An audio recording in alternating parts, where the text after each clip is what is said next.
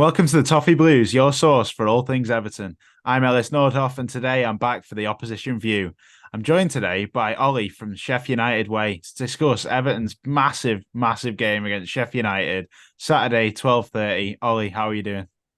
Yes, I'm not too bad, thanks. I wasted my evening yesterday going to watch United lose to Lincoln in the League Cup, so I'm really G'd up and ready for the weekend. I'm looking forward to it.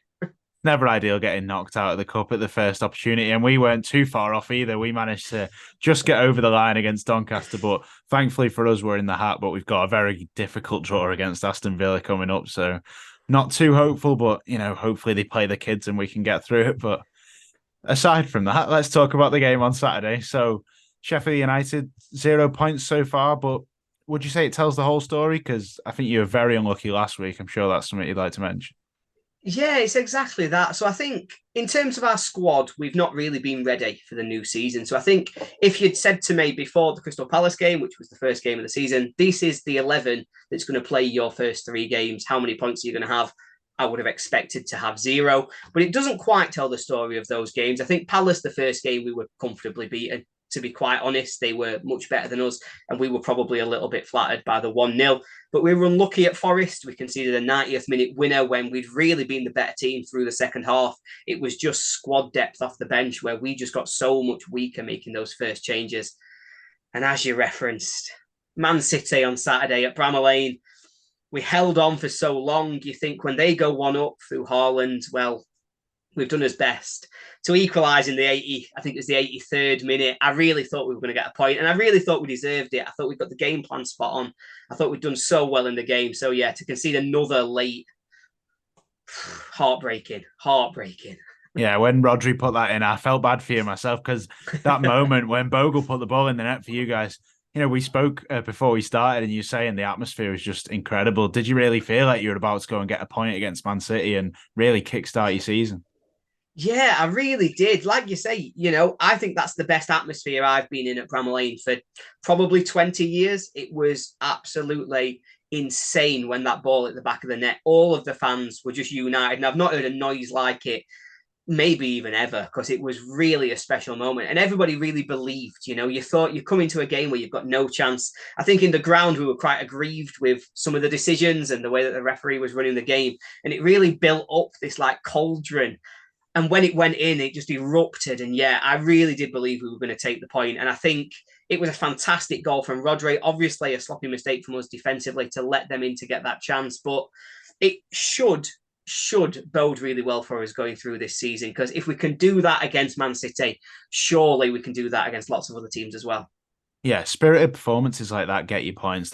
Yeah, That's how you stay up in the league when your squad might not be fully up to it yet, like you said. And you had quite a difficult start to the season in the sense that you lost two of your best players before the season started. I'm sure you've got a lot to say about that. Illiman and Dye left, Sander Berge left, and surely you were then looking, going, what on earth do we do? Because from a neutral's perspective, looking at Sheffield United, I was thinking, well, that's two of the best players gone with not long to spare.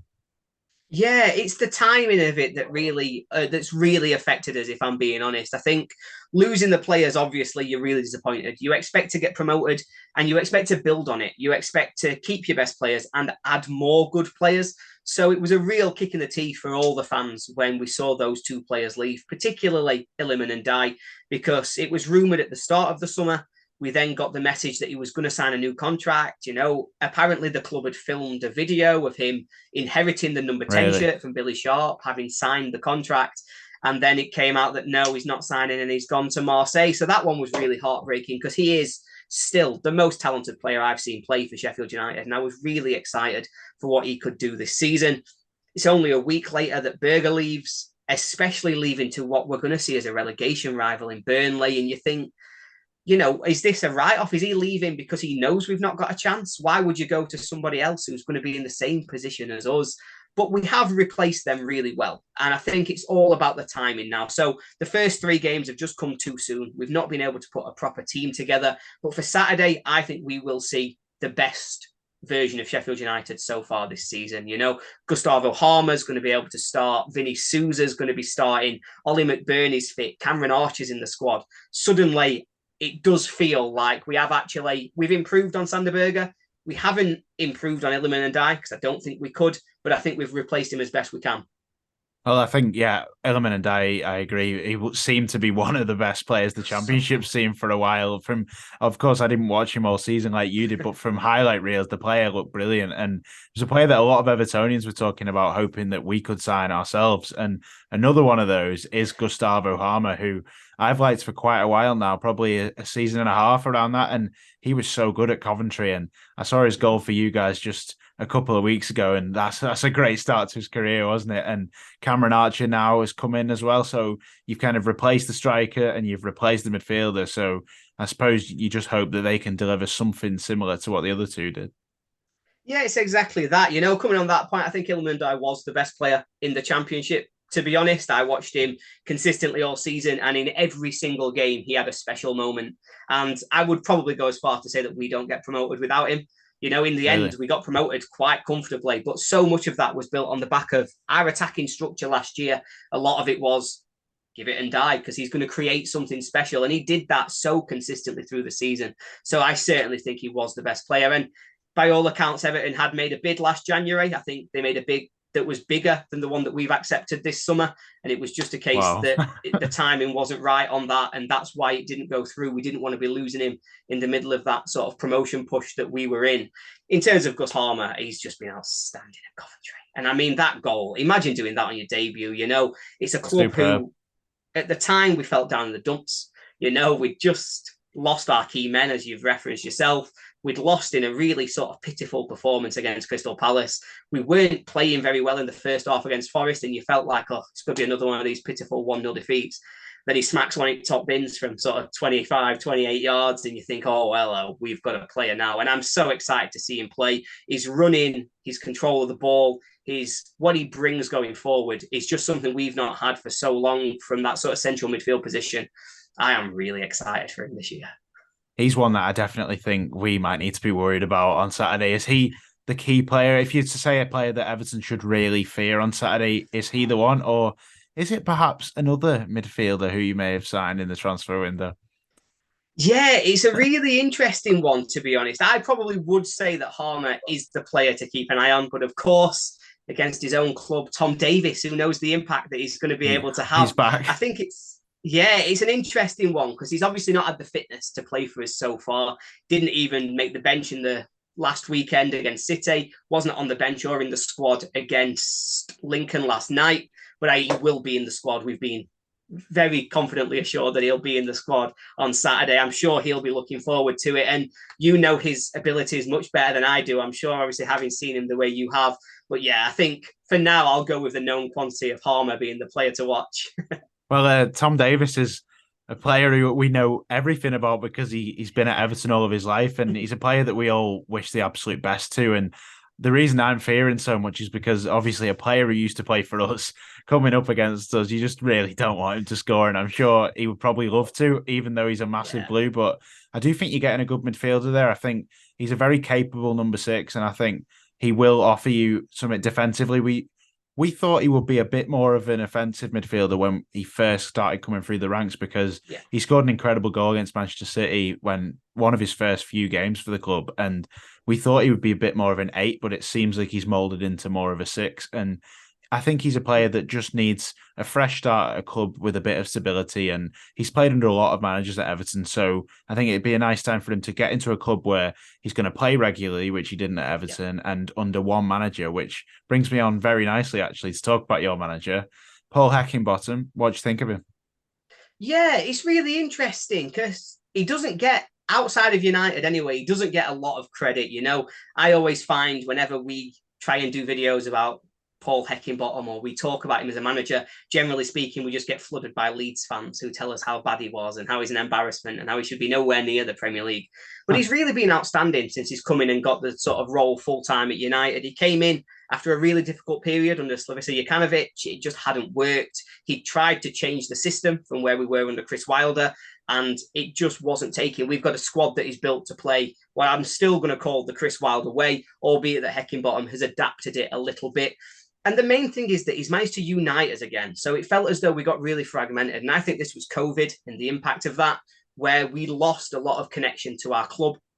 But also, we lost so many games of football in COVID. Like, you'll Yeah. remember, because you were in the Premier League at the time, we were, for the first 6 months of the season, I think it was, the worst team in Premier League history, where we didn't get a win until February. And it was just a real disaster week after week.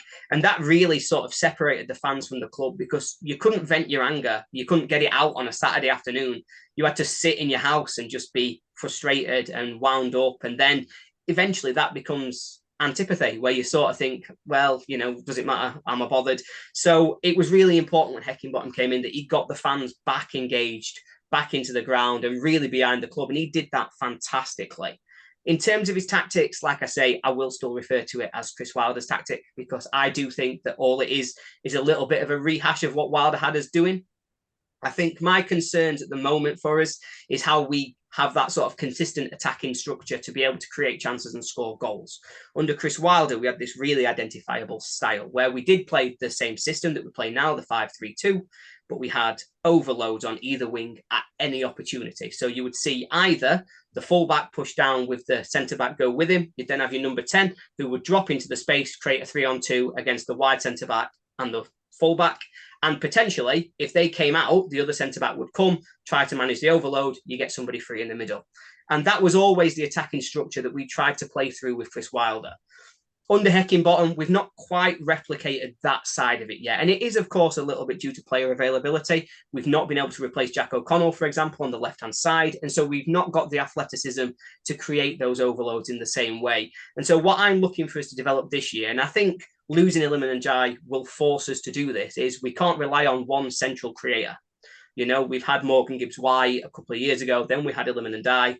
This year, we've not got that player. We're going to try and do it through Gus Harmer, but he's not going to do it on his own. He's not that same type of player who is a something from nothing every time. And so I'm really looking forward to seeing how we develop our attacking shape. I think the signing of Archer means that we are going to have a very clear plan, and there's going to be a lot of emphasis put on transitions and using his pace to get in behind defenders. And so I'm interested to see how that develops, but I cannot knock what Heckie's done. He's been absolutely fantastic for the club and a really, really successful sort of almost 2 years in charge. I think it was such a hard act to follow as well. Yes, you ended up going down, but Chris Wilder in that first season in the Premier League, people were talking about Champions League, Europa League for you guys. So he did a fantastic job, and I'm sure you guys have a load of positive things to say about Chris Wilder. But it's good to see that the narrative can kind of be changed a bit on Paul Heckingbottom, because I know that a lot of fans that don't watch a lot of Sheffield United would just go with the easy, Paul Heckingbottom, haven't seen him in the Premier League, not a good manager. But like you say, he seems to have done some really good work with the club, and it'll be interesting to see how you guys get on this season. But firstly, I want to see how you get on Saturday, and I want to know, what do you think are the key strengths that are going to help you guys get through Everton at the weekend? And what are you looking at as the possible weak spots where we could get caught out and you could get the goals? Yeah, I think it's really interesting. I think the first thing for me is what I think our biggest strength is probably actually aligns quite well with what I, from the outside, have seen as being your biggest weakness so far this season. And that's, we are really defensively solid. And I think, generally speaking, we're quite good at limiting opportunities, limiting chances, and not giving teams the space to try and break us down or play through us. And from what I've seen of Everton, it's that sort of chance creation that really seems to be a little bit of an issue. I know that goalkeepers have been having worldies, and so it's not necessarily just a case of not creating the chances. But if you're not putting those chances away and being able to finish, that's something that United are quite good at stopping teams doing. We are good at packing the defence. We've got a really good goalkeeper in Wes Foderingham. And so I think that's where we can try to frustrate you even more from where you've been in the last few weeks.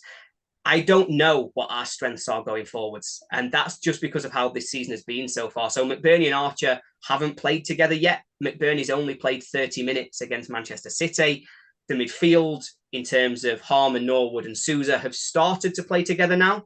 But when one of those games is against Man City, your midfield's just not in the game. So it's a little bit of an unknown quantity for United in terms of how we're going to attack and try to break you down. As I say, what I envisage we're going to try and do is hit you in transition. We're going to try and get on the break. Cameron Archer is going to be the furthest man forward. He's going to be on the final defender, trying very much to stay on side and not get caught by VAR every single time, hopefully. McBurney's going to drop in. He's going to be our link man. And then we're going to try and see how we can get through. So I think attack-wise from us, it's going to be really interesting to see how we try and solve that problem, because it's a bit of a, we need to see how this team plays together before I can tell you what the strength looks like. But defensively, I think it's going to be very similar to your other games, to be honest. It's going to be really frustrating trying to break us down, trying to take those chances when they come.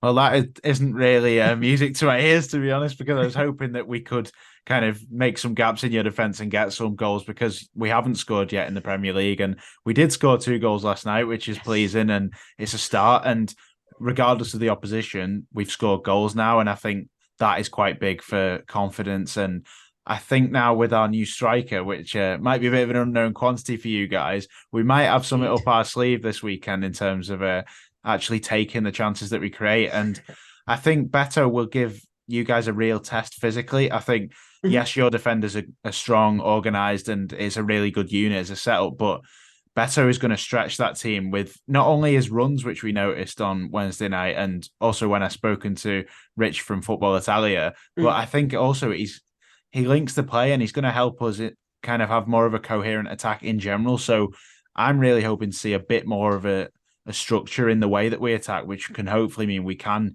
get through you guys. But like you say, in transition could be the point where you get us, because if you allow us to have the ball, we're not massively comfortable with the ball. And yeah, I agree. I think that's probably what you'll do. So if you kind of let us do that, and then if we give it away, we have conceded quite a lot of goals in transition in recent months, really. And under Dyche, a lot more under Lampard, actually. But that's definitely a risk for us. So I think it's going to be quite a evenly contested game, and I feel like we could win it, but the atmosphere at Bramall Lane's the big worry for me. I feel like, like you say at Manchester City, when you guys are up for it, it's an absolutely terrible place to go for an opposition team, isn't it? Yeah, it really is. I think it's a really intimidating atmosphere. And one of the things I've noticed about it, particularly recently, is that the worst thing that could happen for you is that the ref has a bad 10 minutes.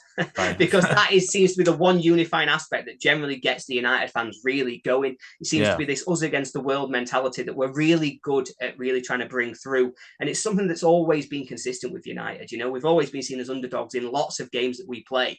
I think that really suits us if we can really start to play into that. And I think we will try and do it on Saturday. I think we will see you controlling the ball, but the fans are going to be really trying to G up that atmosphere. I'm hoping that there'll be an overhang from the City game and the fans will come in excited and will start with all of that energy. And hopefully that can be what carries us through to be the difference maker. Well, I hope it isn't the difference maker, but I'm sure you will hope it is. What are you thinking if you're looking at kind of potential weak spots in the Sheffield United team? Where is it that Everton would catch you out? Left side of defence, I think, is where you would probably be looking to target in United. I think we've had real difficulties at left wing back. We've got lots of long-term injuries. And so it's been Yasser Larouche, who was in the Liverpool Academy, I think, for a little while. He's been playing there the last few games now. I quite like him. A lot of fans have been getting on his back a little bit because he's obviously got a mistake in him, but he's not that strong defensively. He's very much a forward-thinking fullback. We've brought in Luke Thomas from Leicester. I'd be shocked if he starts this one, but there's every chance he could come in if we do feel as though we want somebody who's a little bit more secure and a little bit more of a known quantity than Larouche. But I think that's where you'll look to target. On the left-hand side, we've also got Jack Robinson or Austin Trusty. Now, they're two players who Jack Robinson started the season fantastically, but I think everybody would identify him as the weakest of our back three. And so you'll probably look to target coming down what would be your right-hand side. And obviously, if Danjuma's out there, for example, I imagine he'd have a little bit of a field day trying to get down and find the space in there. Well, you might have given us a bit of an insight into our team there, because what's been played recently is Danjuma's been on the left because he does prefer to play on the left, but he has said multiple times that he's comfortable in any part of the front three. And we're currently playing James Garner on the right, who's actually a central midfielder. Yeah, and I remember him from Forest. Yes, he's a really good player technically, but he's not a winger, and he's having to play there because we are suffering a real injury crisis on the wings at the minute. But if you say that the left-hand side is the weak point for you guys, I would be interested to see whether Danjuma does start on the right, and then perhaps you might even see Ashley Young then play left wing and Mikalenko might come in to play left back, because then it could kind of secure our left-hand side for your attackers on the right, but it can also give us that bit more bite on the wing to actually have a pacey, dynamic player. I think Danjuma is someone who could cut you guys open. Are you a bit worried about him? Yeah, massively. I think he's the one who I would identify as the biggest threat that I've looked at when I'm going through the team and thinking about our weak spots. Like I say, I do think he will likely shift over to the right-hand side. I think that's what I would do. Not that I'm any kind of football manager, so do not hold me to account Tell if that, Sean Dyche he if that might do happens, it it now. doesn't work. But yeah, I think because for us, we're stronger down the right. George Baldock is an excellent one-on-one defender. You don't want to be somebody who's sort of dribbly trying to run at George Baldock because that's his bread and butter. That's what he does best. We've also got Anel on that right-hand side, and he's a really attack-minded centre-half. He is one of our traditional overlapping centre-halves. So we're going to try and get you, if we're going to try for the overloads on the wing, we likely will do it with Baldock and Anel. So the suggestion you've put there of being a little bit more defensively solid on that left-hand side does make sense to counter what we'd be good at. And then I think Danjuma, like you say, I know we can have a field day. We've played him before and he's torn us apart before. And that always worries me because once somebody's done it once, they get that reputation. And you just think they're going to do it every time. Yeah, that's it. When players start scoring against you, start seeing the records as well of when they've scored. And I'm sure you wouldn't want his record to rack up. And then every year that he then plays against you, you start worrying, don't you? But there's so many interesting points from this match. Like points that I didn't realize at the start of, how these teams are going to come together. And I think it's going to make for a really interesting matchup. So I think it should probably be time for us now to make a little prediction about it because we both know about each other's sides now. And it's time to put our neck on the line and say what the score you think it's going to be. I'll start with you. What are you thinking? Oh, of course, I have to go under pressure first. I get that. I get it. Now, I've just done my so we do a Premier League predictions on our video. I've just gone through and I've predicted a 1-0 win to United. We've then talked about it. I've heard about the sort of different matchups. Obviously, added a little bit more fear to me about Danjuma coming down that right-hand side. I'm going to stick by my 1-0 United, but I'm less confident than I was half an hour ago. Right, I see. That's interesting because I do think that you guys are going to be strong at home this season. That's going to be where you pick up the most points, I think. Definitely. You're not going to like this, but in the podcast that I just recently did with Thomas that's going to go out tomorrow on our channel, I made a very bold prediction. I said to him, something in my head just said 3-0. So I was like, I have to say it on the podcast to get it out there. I'm not going to go with that on this one. I'm going to be a bit more informed and not let my emotions take over after that win last night. But I'm going to go with 3-1, which sounds very, very optimistic. And most people would be quite shocked with it. But I don't think we'll keep a clean sheet because I think the atmosphere is going to be really intense there. And I'm just hoping that somehow, we can get ourselves ahead. And then when you guys are pushing for it, and perhaps if your fans are really pushing for you guys to go back, we then get you on the break. It's massively ambitious, massively optimistic. But I've got to say it because 3-0 was coming into my head. So I'll go with 3-1 to make it a bit more. Yeah. A bit more considered. But I can't go and tell you that we're going to win 3-0 when we haven't scored a goal all season. No, I completely get it. But obviously, as part of that prediction, I have been looking at sort of the XG, the stats. There probably is a 3-0 to Everton coming at some point because not every goalkeeper is going to have a whale day. Just have to hope that it's not this weekend and our goalkeeper does indeed have a worldie if he needs to. Or maybe that's it. Maybe we've been saving all the goals to go and fire them in at Bramall Lane. Typical. Well, before we go, I have got one more question to ask you, and that is, we always ask a random question at the end of this show. Okay. So I'm going to give you one. I hope you can be nice and prepared for this. It might be a bit of a shock, but what would be your ultimate meal, your final meal, if you had one choice of one last dish to have? What would it be? Oh, so we're doing death row meal, right? I'm going for, there's a Chinese near me called Simply Chinese. They do a fantastic sort of platter of starters. They then do this dish that I can't find anywhere else. They call it a house special spicy pork. It's sort of like a spiced black bean sauce, but with a little bit of sweetness. It's really rich, but I would just ask them to bring a bucket of that. Have it with some salt and pepper chips, and that would do me all day long. That sounds superb. Obviously, Chinese food's brilliant. And you've given a little shout out to your local takeaway there as well. Got to be done, You're welcome, Simply Chinese, if you're watching. Brilliant. Well, that is all for our opposition view. Sheffield United versus Everton, 12:30 on Saturday. It's going to be a very interesting matchup. We've just discussed it all, and there's so many different variations of what could go on. There's threats on our side, but there's threats on theirs as well. Ollie, it's been fantastic having you on.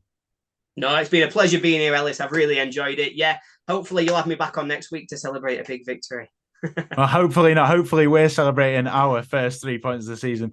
both of our teams are going to get a win eventually. Hopefully, it's sooner rather than later. But for you guys, just wait a week. Just let us win first. No, no, thank you. No, we need one. We need one quick.